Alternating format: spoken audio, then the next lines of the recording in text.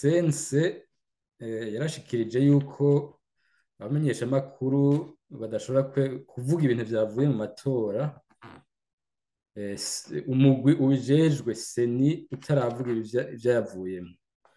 Muga ivyo nyene bisanzwe biri muri iryo tegeko rigenga amatora. Hari ingingo ivuga yuko kizira, kubera ubikoze ucuhanwa, yuko hari umuntu n'umwe ashobora kuvuga ivyavuye mu matora bitaravugwa n'inzego zibijejwe. Seni bambe sense yaje kwibutsa ivyo bintu bisanzwe biri muri iryo tegeko. Ivyo rero urumva ico bigamije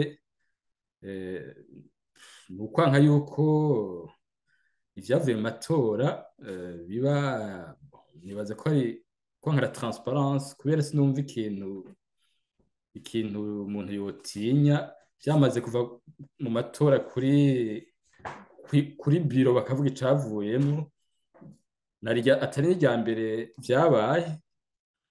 Vyarabaye mu 2005, twese twaguma twumva abamenyeshamakuru bavuga ivyavuye mu matora, kandi ivyavuyemo abantu bose barabishimye.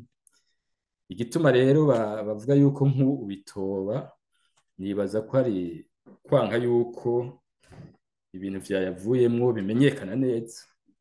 Ingaruka zishoboka nuko abantu bibajije yuko ivyavuye mu matora atari vyo, kenshi baca biyamiriza ivyayavuyemo.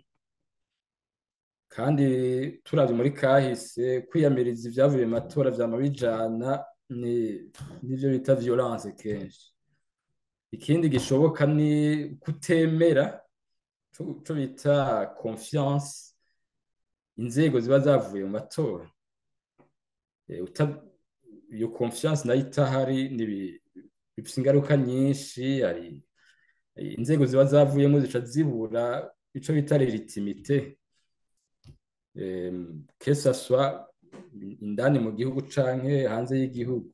Ivyo vyose rero birafise ingaruka ku kwemera ivyo inzego zivuze, canke kwiyumvamwo neza ingene utwawe, canke abafasha Burundi bashobora nabone kutagira iyo confiance kugira ngo bafashe, canke abagomba kuzana imitahe mu Burundi. Ni ibintu vyinshi igihe ibintu vyavuye mu matora bitaba vyemewe neza, abantu bose bumva yuko vyagenze neza.